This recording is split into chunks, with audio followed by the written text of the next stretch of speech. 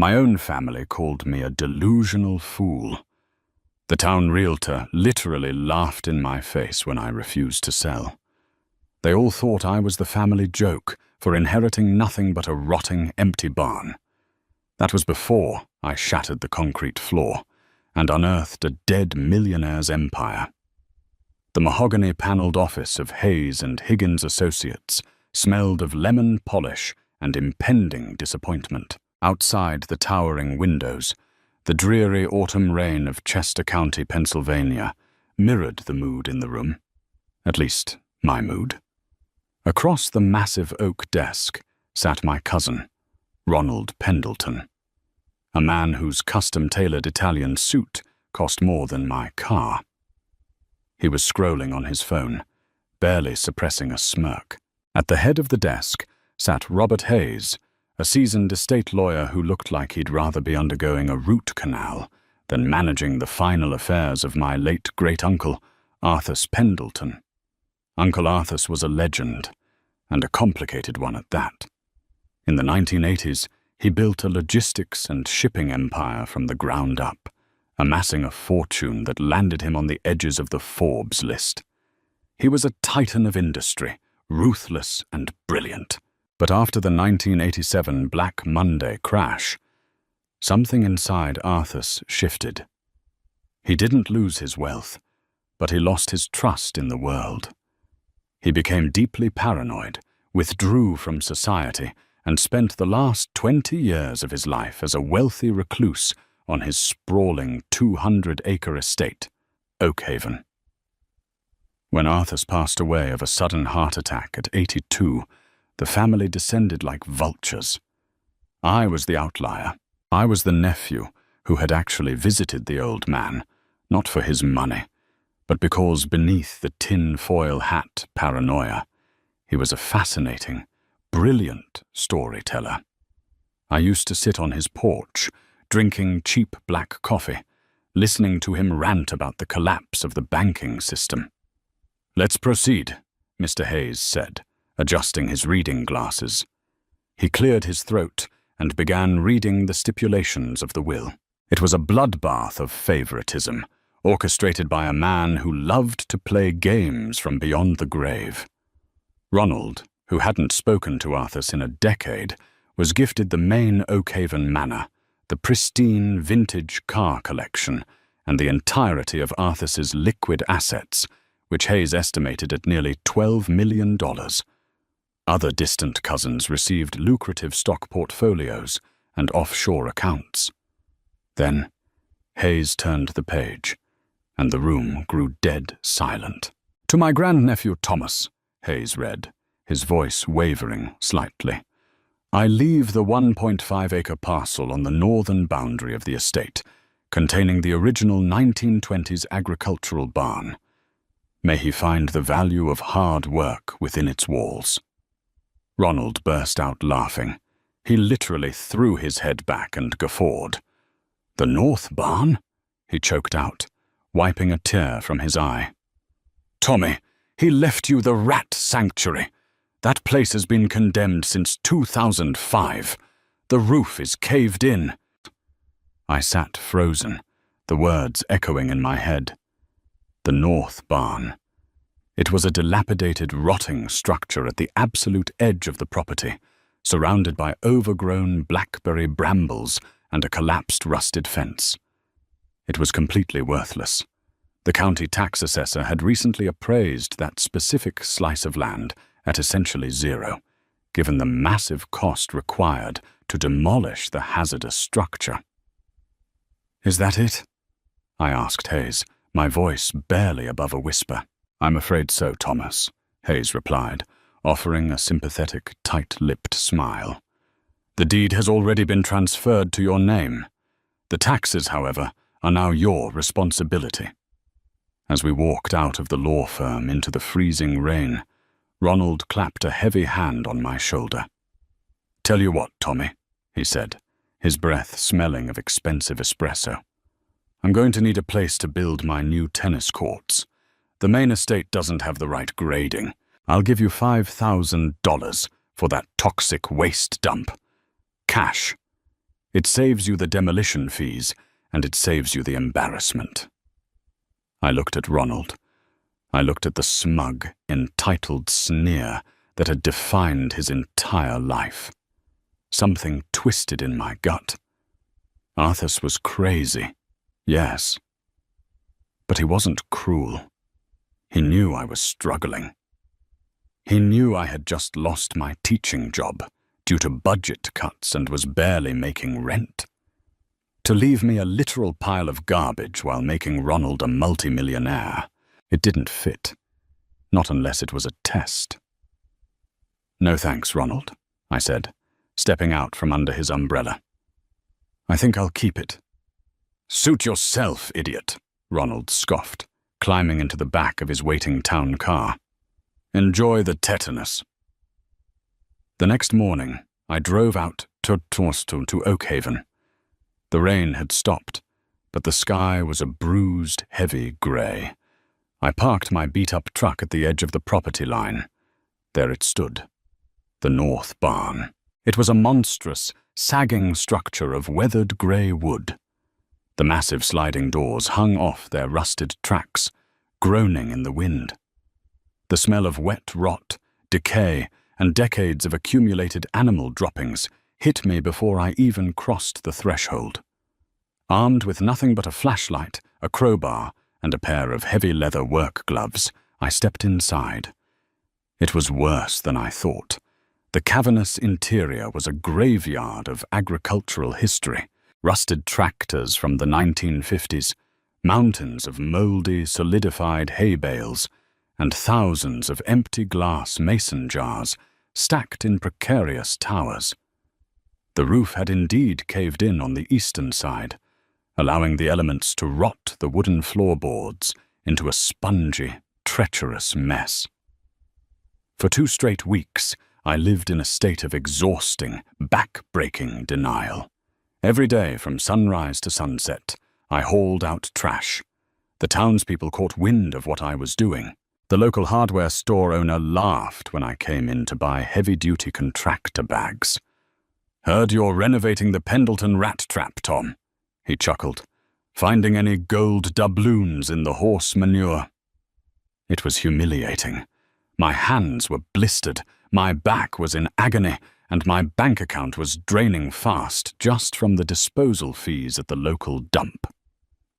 By day 14, sitting on an overturned rusted bucket in the freezing draft of the barn, I finally broke. I buried my face in my hands, the dust and sweat stinging my eyes. Ronald was right. I was an idiot. Arthas hadn't left me a secret.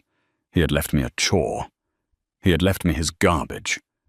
In a fit of frustrated rage, I grabbed my crowbar and swung it as hard as I could at the spongy wooden floorboards near the center of the barn. Clang! The impact sent a violent, vibrating shockwave up my arms. I dropped the crowbar, wringing my hands in pain. That wasn't the dull thud of rotting pine. That was the sharp, unforgiving ring of solid metal striking concrete. I fell to my knees, ignoring the dirt, and began tearing at the rotted wood with my bare, gloved hands. The floorboards here were fake. They weren't structural. They were simply laid over the ground like a decorative rug. I ripped away a 4x4 section of the wood, uncovering a thick, heavy layer of compacted dirt and straw. Grabbing a shovel, I started digging. The dirt was tightly packed, almost as if it had been mechanically compressed. 4 inches down, my shovel scraped against something hard and unyielding. I grabbed a stiff, bristled push broom and furiously swept away the remaining soil. My breath hitched in my throat. Stretching out before me was a flawlessly level slab of modern, high PSI poured concrete. It was massive, at least 20 feet by 20 feet. This wasn't a 1920s foundation. The rest of the barn was built on old fieldstone and dirt. This concrete was pristine, devoid of cracks, and looked like it had been poured within the last 10 years. Why would Uncle Arthur's hire a crew to pour a military-grade concrete pad inside a condemned barn, only to camouflage it with dirt and rotting floorboards? I spent the rest of the night pacing the perimeter of the slab with my flashlight. Towards the very center, I noticed a subtle variation in the concrete's texture. It was a faint, perfectly square outline, about 4 feet by 4 feet. A seam. It had been filled in with a resin compound to blend with the rest of the floor, but under the harsh, angled beam of the flashlight, the geometry was undeniable. It was a cap. The next morning, I drove into town and maxed out my last credit card at the equipment rental yard.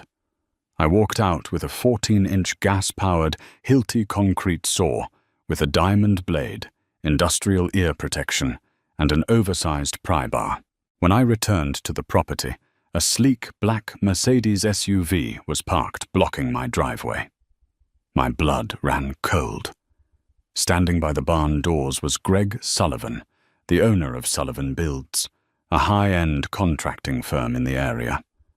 Ronald used him for all his development projects. "Tom!" Greg called out, his eyes darting toward the heavy equipment in the back of my truck. "Your cousin asked me to come take some soil samples. He's drawing up the blueprints for the tennis courts. Wants to make sure the water table is low enough." "The tennis courts aren't going here, Greg," I said tightly, stepping out of the truck. "Because I didn't sell." "Yeah, well, Ronald thinks you'll come around," Greg said, smirking. He tried to peer past me into the dark interior of the barn. "What are you doing with the demo saw? You're not trying to take this death trap down yourself, are you?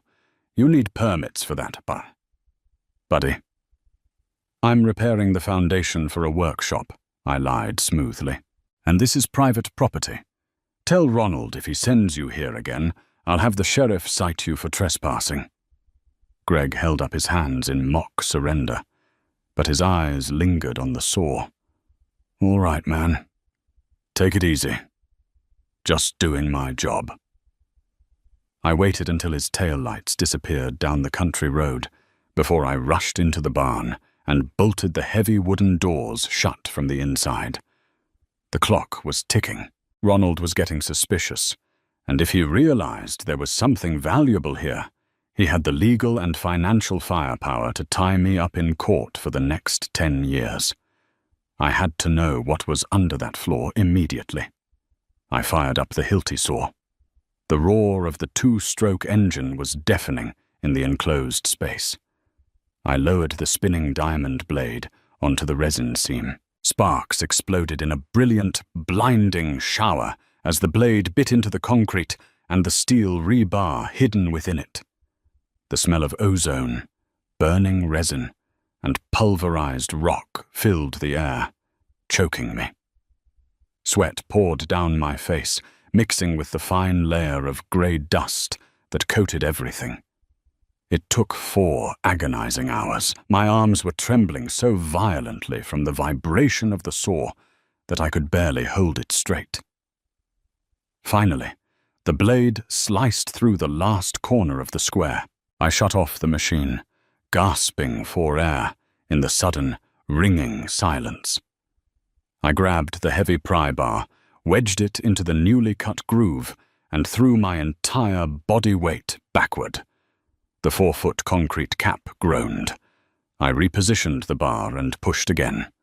With a grinding crack, the heavy block shifted. Using every ounce of strength I had left, I levered the concrete slab upward and pushed it over.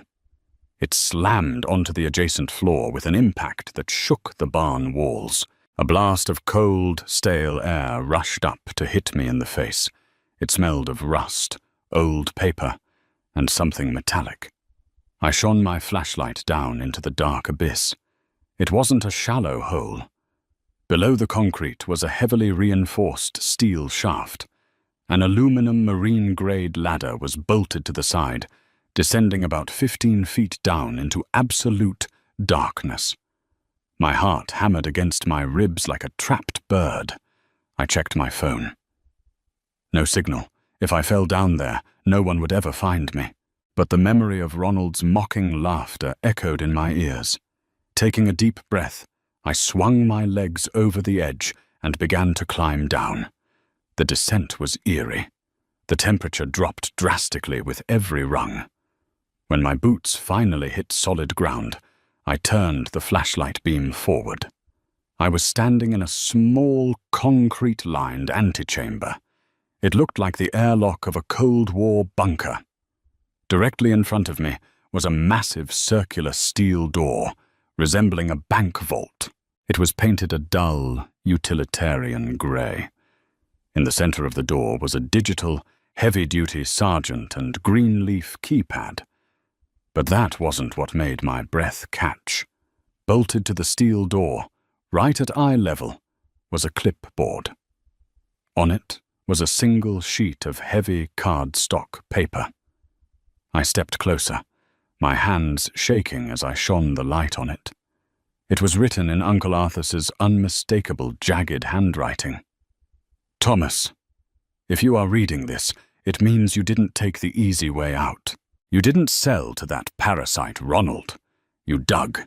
You worked. You earned the truth. The world believes I lost my fortune in '87. They are fools.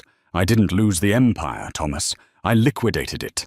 I took it out of the hands of the banks, out of the stock market, and away from the vultures. The code is the date we went fishing on Lake Erie. The year it all burned down. Be careful. What is inside this vault will change your life. But there are people who have been looking for it for 30 years. Once you open this door, you can never close it again. I stared at the keypad. The silence of the underground chamber was deafening. I wasn't just inheriting money. I was inheriting Arthur's war. My hands hovered over the cold rubber keys of the sergeant and greenleaf lock. The date we went fishing on Lake Erie. The year it all burned down. Arthur's stories from the porch flooded back. He never stopped talking about the 1987 stock market crash. Black Monday. He had always claimed he saw it coming. The date was etched into the financial history books. October 19th, 1987. I wiped the sweat from my forehead, leaving a streak of grey dust across my skin, and punched in the numbers. 101987. A sharp electronic beep echoed in the concrete chamber, followed immediately by the heavy mechanical thunk of a massive locking bolt retracting. A green LED light flickered to life above the handle. I grabbed the steel wheel, planted my boots on the concrete floor, and pulled. With a hiss of equalizing air pressure, the heavy vault door swung outward. It moved with terrifying smoothness, revealing a pitch-black expanse. I stepped inside, sweeping my flashlight across the room. My beam caught a bank of old-school toggle switches on the wall. I flipped the first one. A low hum vibrated through the floor as a heavy-duty diesel generator, likely buried somewhere further out in the field, purred to life. Overhead, rows of cool, industrial fluorescent lights snapped on in sequence, illuminating a room that defied logic. It was easily the size of a 3-car garage, lined floor to ceiling with reinforced steel shelving. But it was the contents of those shelves that made my knees weak. Arthur's hadn't just liquidated his assets. He had physically hoarded them. Neatly stacked on heavy wooden pallets at the center of the room were rows of dull yellow bricks. I walked over, my breath visible in the chilled, climate-controlled air. I picked one up. It was astonishingly heavy, stamped with the insignia of the Royal Canadian Mint. A 1-kilogram gold bar. There were hundreds of them. At current market values, I was looking at an absolute fortune in untraceable bullion. But the gold was only the beginning. Lining the left wall were dozens of fireproof filing cabinets. I pulled open the top drawer of the nearest one. It was packed with pristine, sealed plastic sleeves containing bundles of Swiss francs and US $100 bills, all dating back to the late 1990s. "You absolute madman," I whispered to the empty room.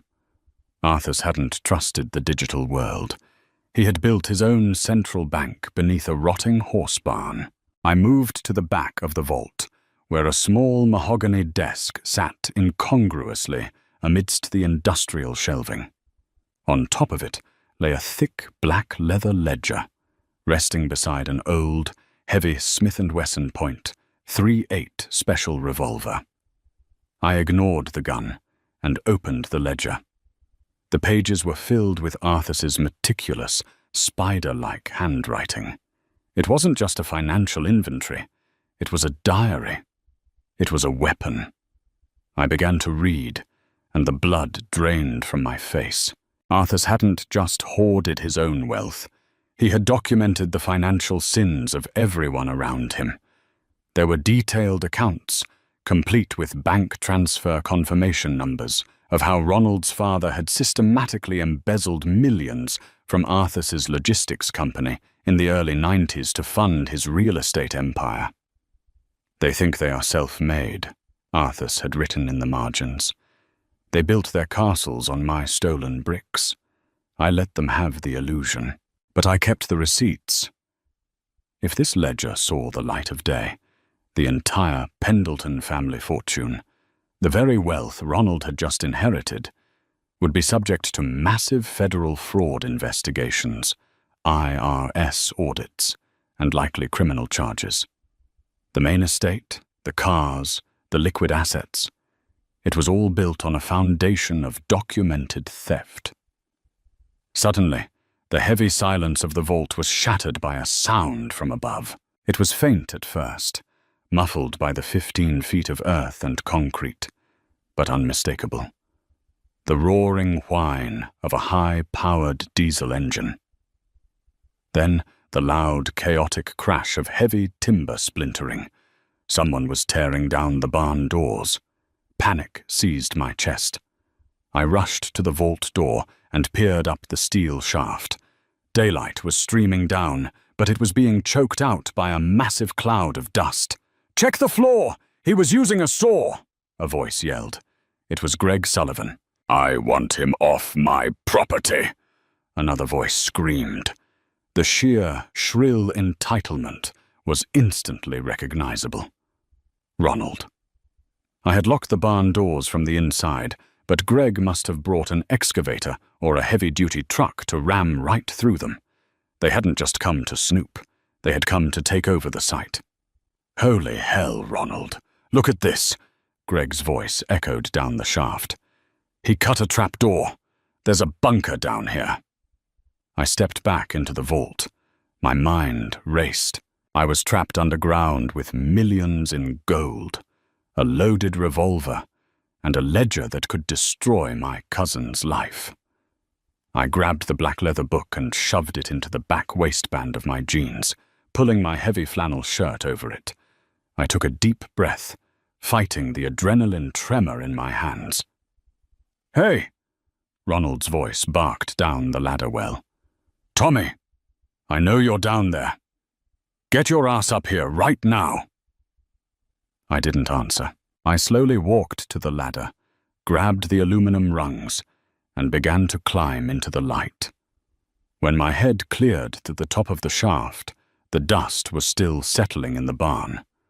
A massive yellow skid-steer loader was parked half inside the structure, its steel bucket having completely pulverized the antique sliding doors. Standing at the edge of the exposed concrete slab was Ronald, his face flushed purple with rage. Greg Sullivan stood behind him, clutching a heavy crowbar, looking decidedly nervous. I climbed out, dusting my knees off, and stood up straight. I was covered in dirt, sweat, and concrete dust.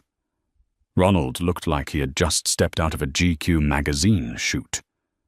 "What the hell do you think you're doing, Ronald?" I asked, keeping my voice dangerously calm. "This is my property. You just committed a felony." "Your property?" Ronald spat, taking a step forward. He peered down into the dark, illuminated shaft, his eyes widening greedily.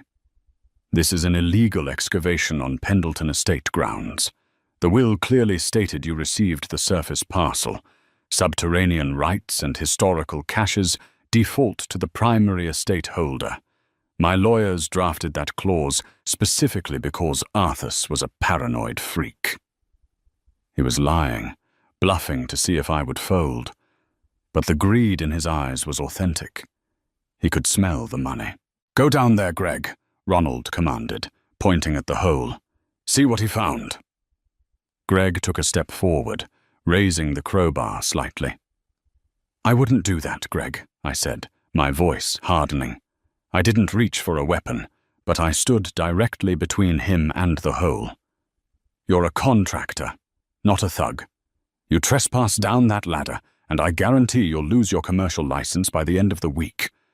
Greg hesitated, looking between me and Ronald. He lowered the crowbar. "Look, Mr. Pendleton, I'm just here to do soil tests." "Coward," Ronald hissed. He turned his venom back to me. "Listen to me, you pathetic squatter. I don't know what Arthur's buried down there. Probably jars of old urine and tin foil. But whatever it is, it belongs to the estate. It belongs to me. I'm calling the police, and I'm having you removed for trespassing and vandalism." He pulled his phone from his pocket, a smug, victorious smile spreading across his face.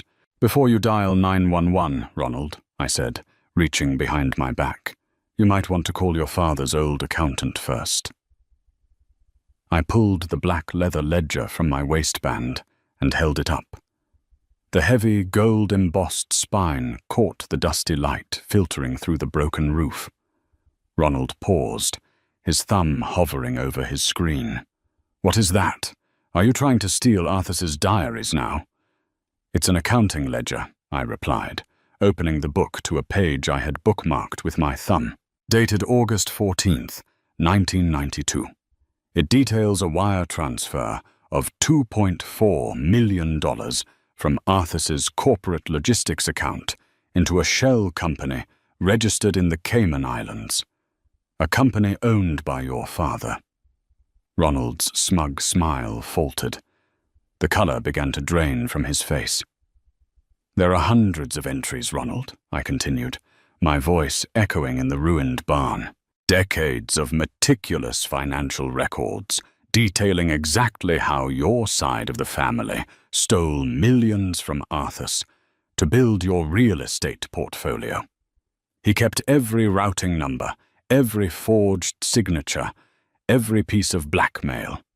He called it his insurance policy."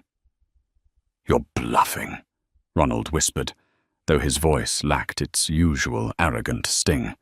"That's garbage. The old man was crazy." "Maybe," I said, closing the book with a loud, definitive snap. "But the IRS doesn't care about mental health. They care about paper trails, and this trail leads directly to the estate you just inherited.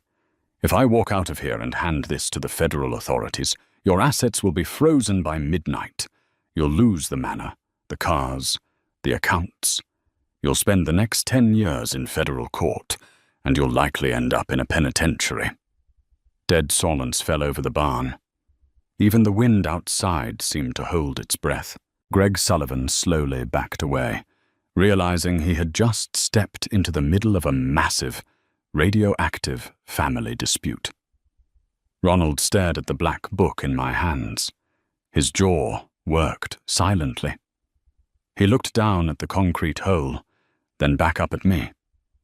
The arrogance was completely gone, replaced by naked, shivering terror. He knew his family's history. He knew it was true. "What do you want?" Ronald choked out, his voice cracking. "First," I said, stepping closer to him, forcing him to take a step back, You are going to get off my property right now. You are never going to set foot on this parcel of land again." Ronald nodded frantically. "Second," I continued, "you are going to call Hayes at the law firm. You are going to sign a legally binding quit-claim deed, relinquishing any and all obscure rights, mineral, subterranean, or otherwise, to this land and everything on it, under it, or near it. You will make it ironclad." "Okay," Ronald breathed, raising his hands defensively. "Okay, Tommy, just keep that book quiet. Please. If you ever bother me again, Ronald, or if I even see a drone flying over this barn," I said, my tone ice-cold, "I mail this book to the FBI field office in Philadelphia." "I understand," he stammered.